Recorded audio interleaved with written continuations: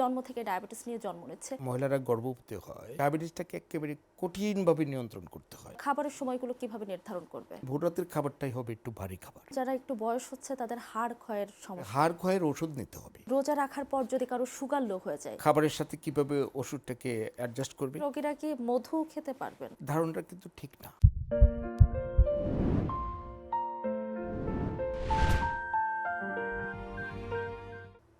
প্রিয় দর্শক, পবিত্র রমজান মাসে স্বাস্থ্য বিষয়ক ধারাবাহিক হ্যালো ডক্টর অনুষ্ঠানে আপনাদের সবাইকে স্বাগত জানাচ্ছে আমি নাহিদা মিতু। রমজান সংযমের মাস, আত্মশুদ্ধির মাস, পাশাপাশি এটি আমাদের শারীরিক ও মানসিক স্বাস্থ্যের দিকেও বিশেষ মনোযোগ দেওয়ার সময়। কিন্তু ডায়াবেটিস রোগীদের রোজা নিয়ে নানা গুরুত্বপূর্ণ প্রশ্ন আমাদের সামনে চলে আসে। ডায়াবেটিস রোগীরা কি নিরাপদে রোজা রাখতে পারবেন? রোজায় তারা কিভাবে সুগার নিয়ন্ত্রণে রাখবেন? কখন রোজা ভাঙা জরুরি, কিংবা ইফতার ও সেহরিতে তারা কি খাবেন আর কি এড়িয়ে চলবেন? এই গুরুত্বপূর্ণ বিষয়গুলো নিয়ে সাজানো হয়েছে আজকের আয়োজন রোজায় ডায়াবেটিস রোগীর সতর্কতা। আর এই গুরুত্বপূর্ণ বিষয়ে কথা বলতে স্টুডিওতে আমাদের সাথে আছেন ঢাকা এভারকেয়ার হাসপাতালের ডায়াবেটিস ও হরমোন রোগ বিভাগের প্রধান অধ্যাপক ডাক্তার আব্দুল মান্নান সরকার। ডাক্তার আব্দুল মান্নান সরকার, বাংলা নিউজ 24-এর হ্যালো ডক্টর অনুষ্ঠানে আপনাকে স্বাগত জানাচ্ছে। ধন্যবাদ আপনাকে। জি, প্রথমে যে বিষয়টি নিয়ে কথা বলতে চাচ্ছিলাম যে আসলে রোজা রাখলে আমাদের শরীরে কি ধরনের প্রভাব পড়ে এবং যারা ডায়াবেটিস রোগী রয়েছে তাদের আসলে কি ধরনের পরিবর্তন আসে শরীরে? ধন্যবাদ আপনাকে খুব সুন্দর একটা প্রশ্ন করার জন্য।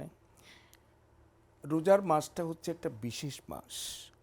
আমাদের শরীরে নিত্য প্রতিদিন অনেকগুলো মেটাবলিক কর্মকাণ্ড ঘটে থাকে।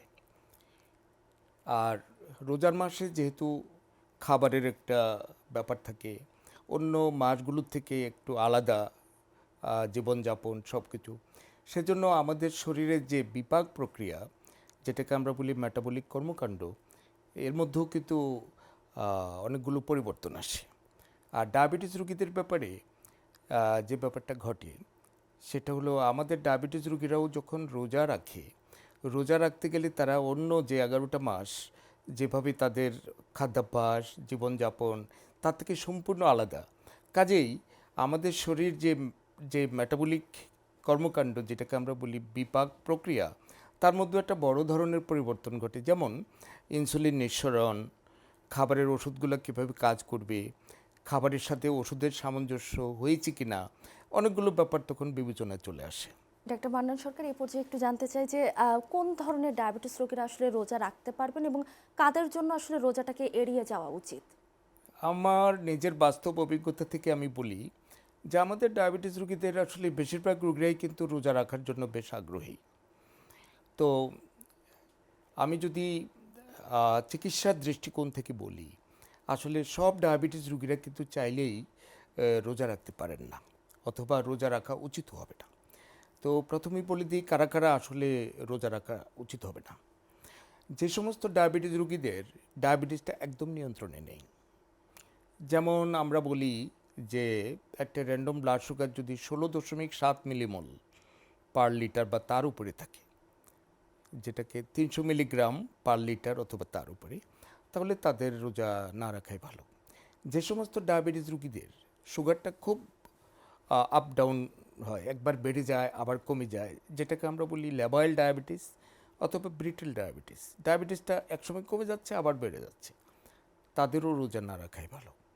যে সমস্ত ডায়াবেটিস রোগীদের ডায়াবেটিস নিয়ন্ত্রণে না থাকার কারণে শরীরের ভেতরে একটা টক্সিক জিনিস জমে যায়, যেটাকে আমরা বলি কিটোন বডি, এটা যখন বেশি পরিমাণে জমে যায় তখন সেটা কিডনির মাধ্যমে প্রস্রাবের সাথে যায়, সেটা পরীক্ষা করে যখন আমরা পাই, তাদেরও রোজা না রাখাই ভালো।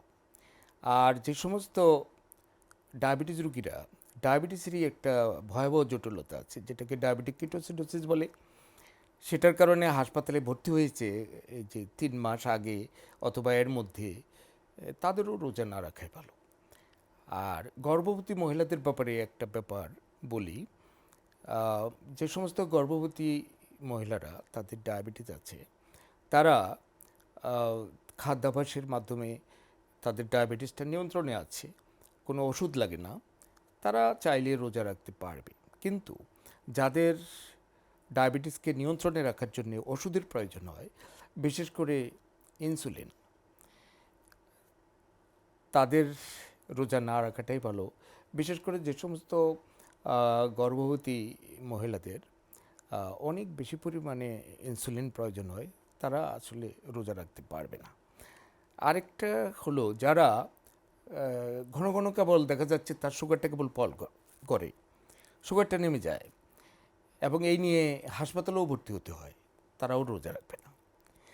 আর বেশিরভাগ ডায়াবেটিস রোগীরাই ডাক্তারের পরামর্শক্রমে চাইলে রোজা রাখতে পারেন।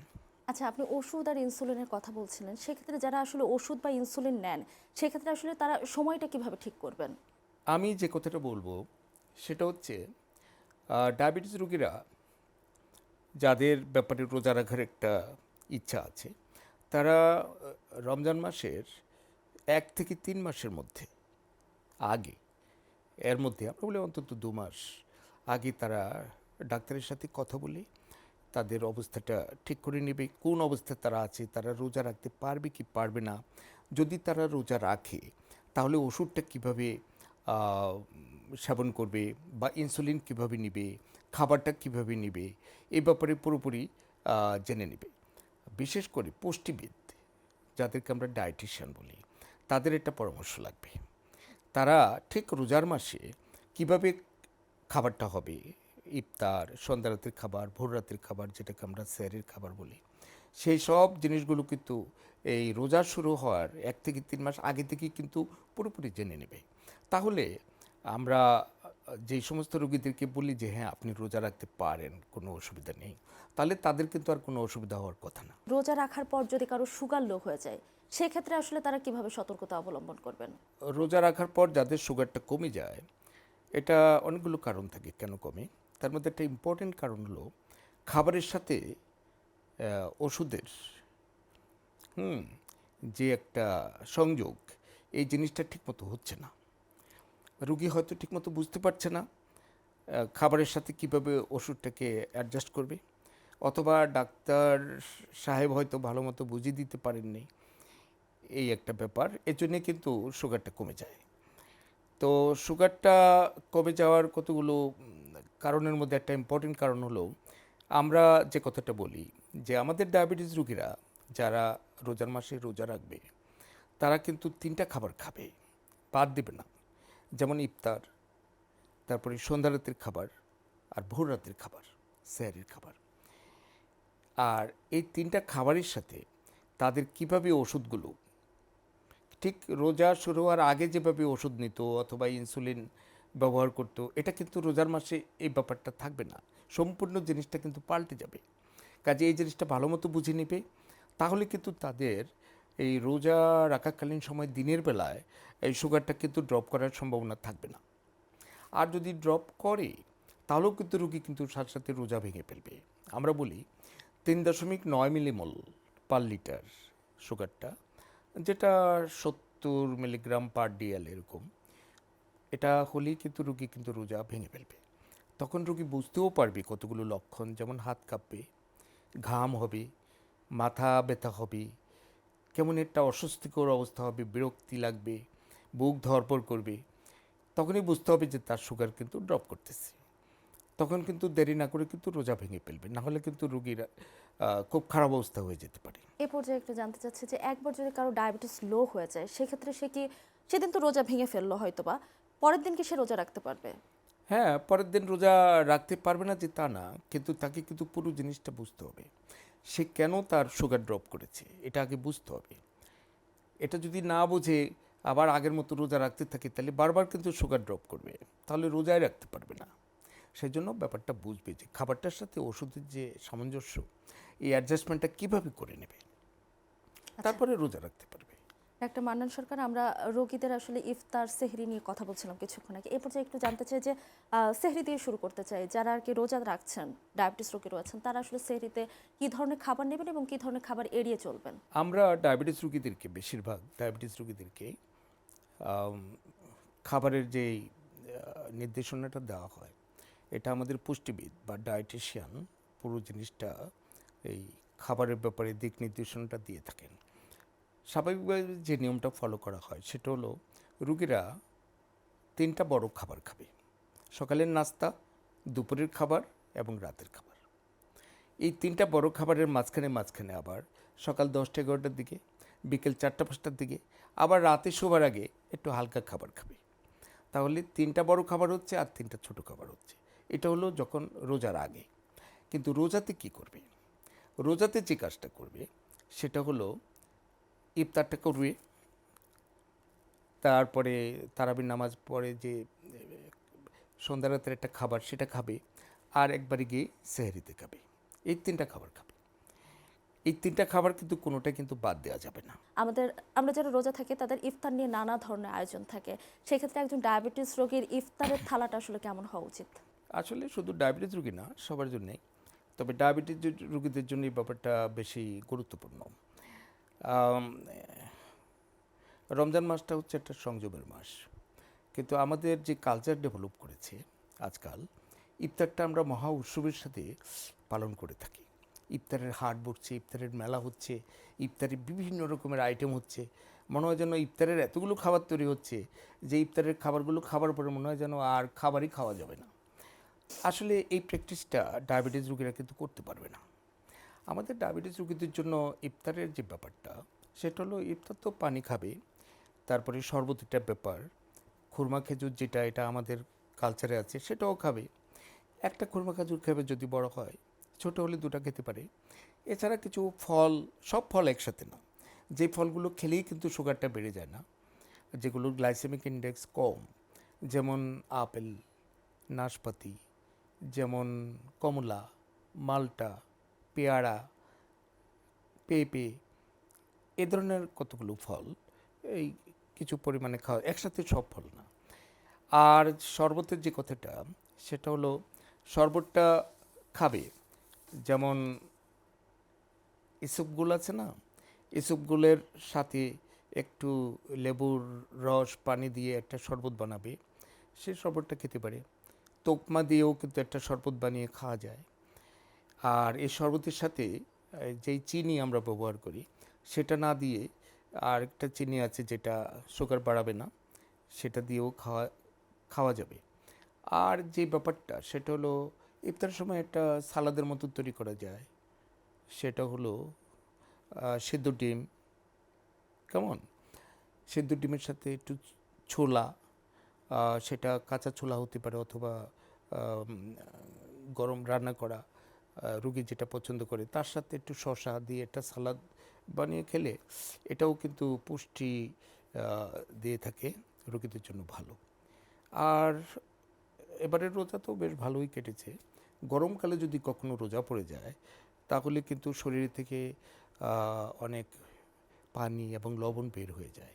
সে অবস্থায় কিন্তু যে ডাবের পানিটা কিন্তু সব সিজনেই যখনই রোজা হয় এটা কিন্তু ডায়াবেটিস রোগীদের জন্য ভালো।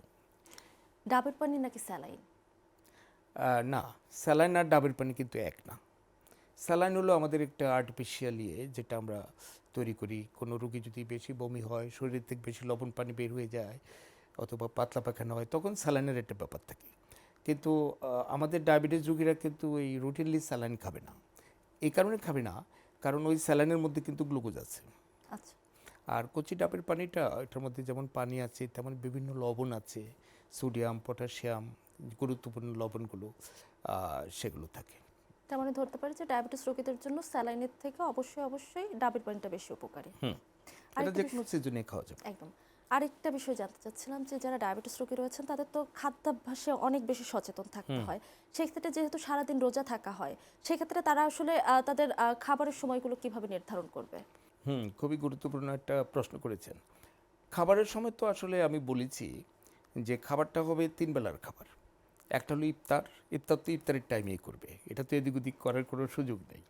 আর ইফতারে কী কী খাবে এটারও একটা মোটামুটি আইডিয়া দিয়েছি। ইফতারে আমাদের ডায়াবেটিস রোগীরা ভাজা পোড়া যে জিনিসগুলো, এই যে বেগুনি, তারপরে পেঁয়াজও, এই জিনিসগুলো অ্যাভয়েড করবে আর কি। তো ইফতারের মোটামুটি একটা ইফতারের খাবারটা অন্যান্য সময় সকালবেলা যে নাস্তাটা করে সেই নাস্তাটার সমপরিমাণ বা ওইটার অনুযায়ী ইফতারটা হবে। আর সন্ধ্যা রাতের যে খাবারটা, এটা হলো তারাবির নামাজ পড়ে এসে তারপরে যে একটা খাবার খাওয়া, সেই খাবারটা হলো অন্যান্য সময় রোজার আগে রুগী রাতের বেলা যে খাবারটা খায়, মোটামুটি ওই খাবারটা বা তার থেকে একটু কম লাইট একটু খাবার। আর যে সেহরির খাবারটা হবে অন্যান্য সময়ের দুপুরবেলার যে খাবারটা লাঞ্চ, ওই খাবারটার সমপরিমাণ খাবার, ওইরকম খাবার। যেমন আমরা দুপুরবেলা বেশিরভাগ ডায়াবেটিস রোগীদেরকে ভাত খেতে দেই, তাহলে ভাত খাবে, ভাতের সাথে মাছ 1 টুকরা 2 টুকরা, মাছ না খেলে গরুর মাংসও যদি খায় তাও 1-2 টুকরা, সাথে একটু ডাল, সালাদ, এগুলো খাবে। মানে এই 3 বেলার যে খাবারটা, ইফতার, সন্ধ্যা রাতের খাবার এবং ভোর রাতের খাবার, তার মধ্যে ভোর রাতের খাবারটাই হবে একটু ভারী খাবার। আর একটা কথা মনে রাখতে হবে যে ভোর রাতের খাবারটা কিন্তু ওই টাইম মতো খেতে হবে। যেমন একটা সময় থাকে 4:30 5টা একটা সময় থাকে, কেউ যদি ওই 1টা 1:30 2টার মধ্যে খেয়ে এলে তাহলে কিন্তু হবে না, তাহলে কিন্তু একটা লম্বা গ্যাপ হয়ে যাবে এবং রোজা রাখাকালীন সময় দিনের বেলা তার হাইপোগ্লাইসেমিয়া, যেটা রক্তে শর্করার স্বল্পতা, সেটা হওয়ার ঝুঁকি বেড়ে যাবে। সেজন্য সেহরির খাবারটা খেতে হবে একদম শেষ টাইমে। সেহরির খাবার শেষ করার অন্তত 15-20 মিনিট 25 মিনিট পর আজান দেবে, এরকম অবস্থা যেন হয় আর কি। ডাক্তার মান্নান সরকার, এরপর যে আরেকটু জানতে চাচ্ছিলাম যে আমরা শরবত নিয়ে কথা বলছিলাম, সেক্ষেত্রে চিনি একটা অন্যতম অনুষঙ্গ, চিনিটাকে অ্যাভয়েড করতে বলেছেন, সেক্ষেত্রে রোগীরা কি মধু খেতে পারবেন? না, মধুটা আমরা খেতে মানা করি, কারণ মধুর মধ্যে কিন্তু চিনি আছে, বুঝেছেন? মধু নিয়ে কিন্তু অনেকেরই অনেক রকমের ধারণা আছে। অনেকেরই ধারণা যে মধুটা সবার জন্য উপকারী, মধু খুব একটা উপকারী খাদ্য। ডায়াবেটিস রোগীরাও মধু খেলে তাদের ডায়াবেটিসও অনেক ভালো হয়ে যায়, তারাও অনেক সুস্থ থাকে। ধারণাটা কিন্তু ঠিক না। মধুর মধ্যে একেবারে ঘনভাবে চিনি কিন্তু আছে। কাজেই মধুটা ডায়াবেটিস রোগীরা শুধু রমজানে না, অন্যান্য সময়েও কিন্তু এটা অ্যাভয়েড করবে। এ পর্যায়ে আরেকটা বিষয় জানতে চাচ্ছি, সেটা হচ্ছে যে যারা ডায়াবেটিস রোগী রয়েছেন তাদেরকে ডায়াবেটিস নিয়ন্ত্রণে হাঁটতে বলে থাকেন আপনারা, সেক্ষেত্রে এই যে রোজা রাখা হয়, সারাদিন রোজা রেখে হাঁটাটা অনেকটাই কষ্টকর, সেক্ষেত্রে আসলে ডায়াবেটিস রোগীদের করণীয় কি? ডায়াবেটিসটা, বেশিরভাগ ডায়াবেটিসই আমরা বলি যে ডায়াবেটিসটাকে পুরোপুরি নিরাময় করা কিন্তু সম্ভব হচ্ছে না। তো ডায়াবেটিসটাকে কন্ট্রোলে রাখতে হবে। এই কারণে কন্ট্রোলে রাখতে হবে যেন ডায়াবেটিসের জটিলতাগুলো না হয়, হলেও সেগুলোর জন্য বিলম্বিত হয় এবং খুব অল্প মাত্রায় হয়। তো সেজন্য ডায়াবেটিসটা নিয়ন্ত্রণে রাখাটা খুব জরুরি। ডায়াবেটিস নিয়ন্ত্রণে রাখার জন্য কিন্তু 3টা জিনিস লাগবে। 1 নম্বর হলো খাদ্য। খাবারটা কিন্তু ঠিক করে দিতে হবে, যে খাবারটা সুগার বাড়াবে না, আবার একদম কমে যাবে না, ওজন বাড়িয়ে দেবে না, আবার ওজন একবারে কমিয়ে ফেলবে না। আইডিয়াল যে বডি ওয়েট, সেটা যেন মেনটেন করা যায়। 2 নম্বর হলো ফিজিক্যাল অ্যাক্টিভিটি। ফিজিক্যাল অ্যাক্টিভিটি, কায়িক শ্রম।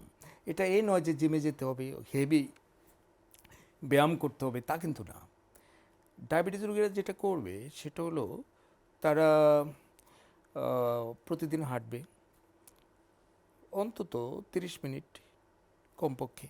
আর যদি প্রতিদিন না পারে অন্তত সপ্তাহে 5 দিন, এই পুরো সপ্তাহে যদি 150 মিনিটও হাঁটে, তাহলেও কিন্তু এটা বেশ উপকারী ডায়াবেটিস নিয়ন্ত্রণের জন্যে। আর এই হাঁটাটা এই না যে এই আস্তে ধীরে হাঁটবে, একটু স্পিডে হাঁটবে, সামান্য একটু ঘাম যেন হয়। যাদের হার্টের কোনো অসুখ নেই, যাদের জয়েন্টে কোনো ব্যথা নেই, তাদের জন্য বলছি।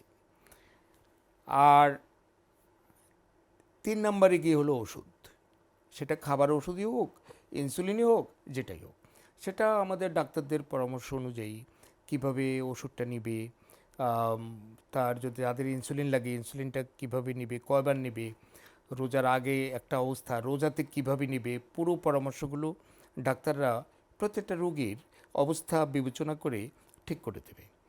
এই যেমন আমি যদি বলি একটা রোগী এভাবে নেবে, একটা রোগী কিন্তু আরও 10টা রোগীকে রিপ্রেজেন্ট করে না। প্রত্যেকটা রোগীকে আলাদা আলাদাভাবে চিন্তা করে দেখতে হবে যে কার কীভাবে তাকে এটা করতে হবে। প্রত্যেকটা রোগীর কিন্তু খাদ্যও কিন্তু একরকম না, খাদ্যের পরিমাণ বা খাদ্যের ধরন, সেই জিনিসগুলা, এই জন্য আমি বলেছি একজন পুষ্টিবিদের পরামর্শ লাগবে।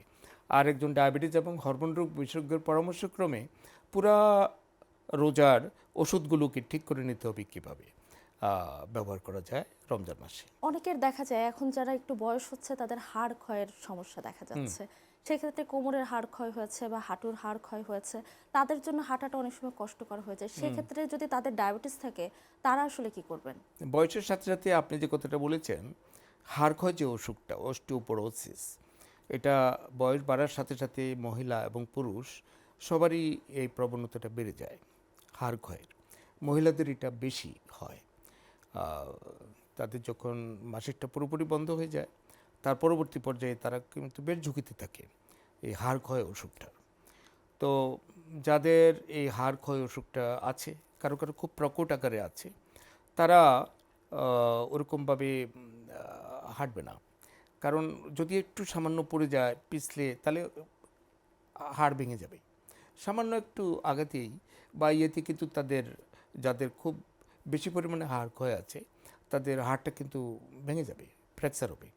সেই জন্য তাদের ব্যাপারে হাড় ক্ষয়ের ওষুধ নিতে হবে, যেন হাড় ক্ষয়টা পূরণ হয় এবং হাড় ক্ষয় যেন ভবিষ্যতে যেন আর ওটা না হয়। এটার ওষুধ আছে, সেক্ষেত্রে তারা ট্যাবলেট কি আছে, হাঁটতে ইঞ্জেকশন আছে। পারবেন কিনা? এই তারা হাঁটবে, তবে তারা খুব সাবধানতার সাথে হাঁটবে, সতর্কতার সাথে। এটা কি কোনো সময় খুব অল্প সময়ের জন্য নাকি হ্যাঁ, 30 মিনিট এরকম? 30 মিনিট এত বাধা ধরা নিয়ম নেই, ওরা যতক্ষণ পারে ততক্ষণই হাঁটবে। যতটুকু তার পক্ষে হ্যাঁ, সম্ভব তার সামর্থ্যের ঠিক মধ্যে। ততটুকু। আমরা রোজা নিয়ে অনেক কথা বললাম। রোজায় ডায়াবেটিস রোগীরা কি করবেন? রোজা শেষ হলে ঈদ, ঈদ মানে নানা ধরনের আয়োজন, নানা ধরনের খাবারের পসরা। সেক্ষেত্রে আসলে এই যে এতদিন সংযমের মধ্যে থাকার পর ডায়াবেটিস রোগীরা আসলে কিভাবে খাবার নিয়ন্ত্রণ করবে? হ্যাঁ, আমি বলেছি যে পবিত্র রমজান মাসটা একটা বিশেষ মাস। এই বিশেষ মাসে আমাদের ডায়াবেটিস রোগীদের শরীরে বিশেষ কতগুলো পরিবর্তন ঘটে এবং সেজন্য তাদের জন্য বিশেষ ব্যবস্থা নিতে হয়। তার খাবারের বিশেষ ব্যবস্থা, তার ওষুধের বিশেষ ব্যবস্থা, সবই বিশেষ। এটা একটা স্পেশাল ব্যাপার। যখনই রোজার মাসটা চলে যাবে, ঈদ হবে, ঈদের পরে আবার নতুন মাস শুরু হবে, তখন ডায়াবেটিস রোগীরা ঠিক রোজা রাখার আগে যেভাবে খেত, যেভাবে ওষুধগুলো নিত, সেই প্র্যাকটিসটা আবার চালু করবে। ডাক্তার মান্নান সরকার এ পর্যায়ে জানতে চাচ্ছে একটু বংশগতভাবে যাদের বাবা মার ডায়াবেটিস রয়েছে কিন্তু সন্তান এখনো সুস্থ, সেক্ষেত্রে তাদের আসলে ডায়াবেটিস যাতে না হয় বা নিয়ন্ত্রণ করার জন্য আসলে তাদের কি করণীয়? আসলে ডায়াবেটিসটা বহু রকমের ডায়াবেটিস আছে। তো আমাদের যে সারা পৃথিবীতে যত ডায়াবেটিস রোগী আছে, প্রায় 68 কোটির উপরে ডায়াবেটিস রোগী আছে। বাংলাদেশে আছে প্রায় এই 1.5 কোটির কাছাকাছি। কাজে ডায়াবেটিস রোগটা কিন্তু বেশ বিস্তার লাভ করেছে সারা পৃথিবীতেই। এই ডায়াবেটিস অনেক রকমের আছে, তার মধ্যে একটা ডায়াবেটিস হচ্ছে টাইপ 2। এই টাইপ 2 ডায়াবেটিসটাই কিন্তু সারা পৃথিবীতেই সবচেয়ে বেশি, বাংলাদেশেও। টাইপ 2 ডায়াবেটিসের সাথে বংশগত একটা ব্যাপার আছে। যাদের বাবা মার ডায়াবেটিস আছে, ভাই বোনদের, নিকটাত্মীয় স্বজনদের, তাদের কিন্তু এই টাইপ 2 ডায়াবেটিসটা হওয়ার সম্ভাবনা বেড়ে যায়। বিশেষ করে যাদের বাবা মায়ের ডায়াবেটিস আছে, যারা একটু মোটা, যারা একটু বেশি খাবার খেয়ে ফেলে, যারা একটু কায়িক শ্রম করে না, তাদের এই টাইপ 2 ডায়াবেটিস হওয়ার ঝুঁকিটা অনেক বেড়ে যায়। তো তাদেরকে, যেটা আপনি প্রতিরোধের কথা বলেছেন, তারা বেশি খাবে না, তারা অলসভাবে বসে থাকবে না, বুঝেছেন, আর মোটা হবে না। তাহলেই কিন্তু তাদের টাইপ 2 ডায়াবেটিসটা প্রতিরোধ করা সম্ভব। আর যদি একেবারেই প্রতিরোধ করা সম্ভব না হয়, তাহলে কিন্তু ডায়াবেটিসটা কিন্তু হঠাৎ করে ডেভেলপ করবে না, অনেক পরে গিয়ে ডেভেলপ করবে। কারণ একটা রোগীর, মনে করেন, ডায়াবেটিসটা 30-32-এ ডেভেলপ করলো, আরেকজনের 60-70 বছর বয়সে গিয়ে ডায়াবেটিসটা ধরা পড়লো, দুইটা কিন্তু এক কথা না, এটা সারা জীবনের অসুখ। কাজে ডায়াবেটিস যত দেরিতে ধরা পড়ে ততই ভালো।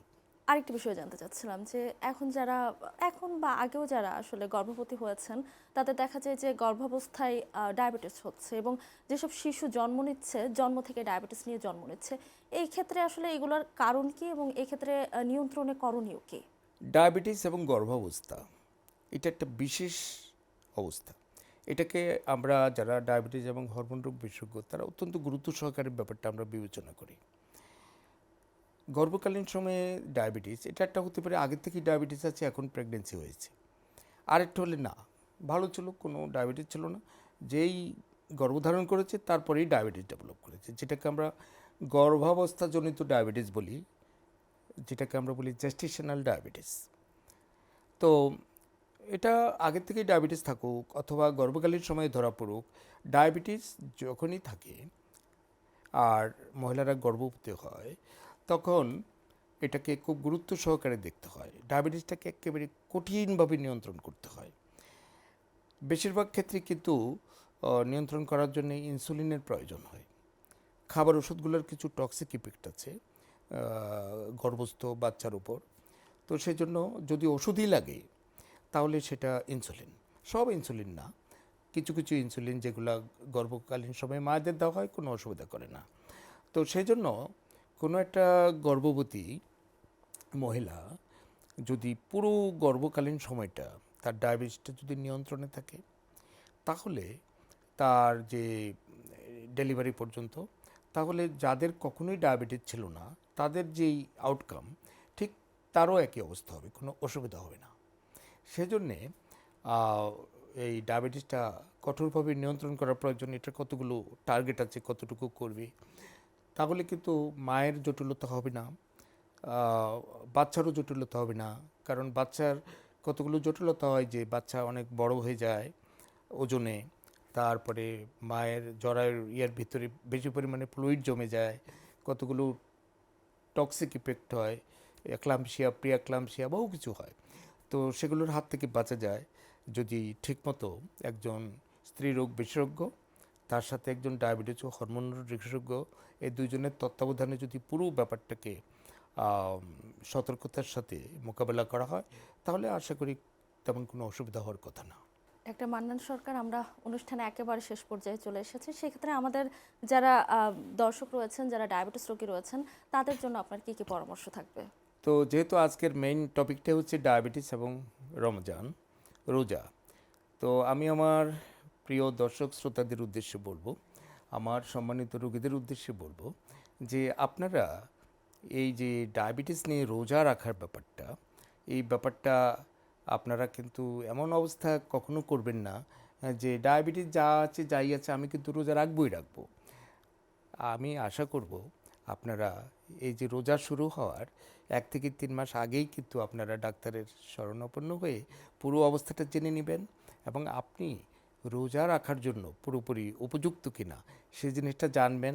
তাহলে কিভাবে আপনার রোজাটা রাখা যায়, কিভাবে খাদ্যাভ্যাসটার সাথে অ্যাডজাস্ট করা যায়, সেই জিনিসগুলো জানবেন।